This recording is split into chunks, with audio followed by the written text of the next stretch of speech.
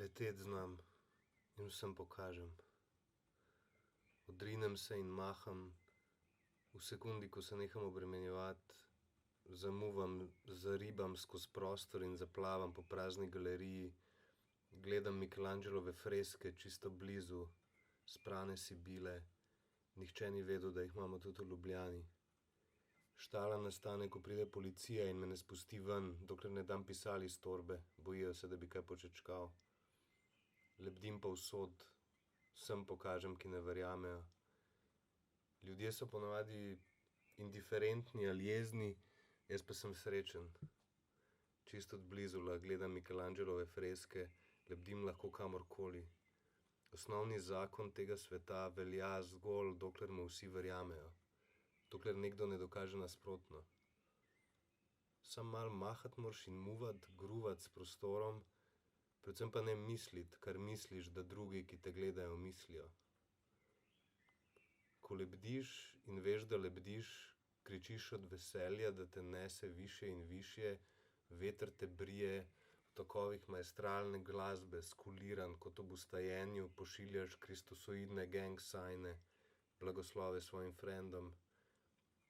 Pa ne zato, ker te vsi vidijo in čutiš njihovo navdušenje, prezir, ljubosumje ali sovraštvo, ker si se vsem razkril in nase opozoril, ampak ker uglašen svetlobo veš, da si zgolj edinstven ton sred vseobsežne harmonije.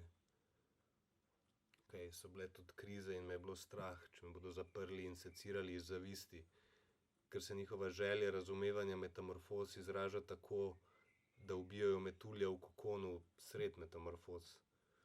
Tega me je bilo strah. Zato so sanje šiftale in sem bil edini človek na svetu, ki se je naučil sam leteti, je ad ena nevaren. Gre za nadzor ne samo zračnega prostora, ampak za načine, kako bi se na silo dokopali do skrivnosti, da bi leteli sami tudi oni. Ampak tega se ne da shekati tako, da ujameš tistega, ki se je naučil leteti, tako kot nikoli ne boš razumel preobrazbe, če boš metulja seciral sred preobrazbe. Gre za to, da tvoja zavest, tvoja preteklost, vse, kar misliš, da si in kar kot ti lebdi skozi tvoje membrane in kosti, postane lažje od zraka. Da ti, tako kot koncept težnosti, izgine.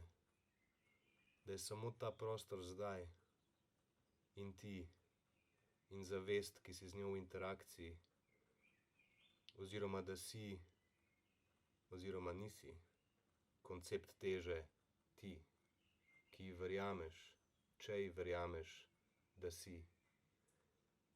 Lahko pa je zate tudi ni. Nobene teorije ni.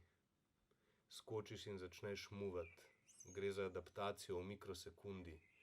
Mogoče pa človek, ki zna kršiti zakone gravitacije, ostane sam, ker mu skoraj nihče ne verjame, tudi če ga vsi vidijo na lastne oči, ali se ga ignorira, ali pa skuša ustaviti.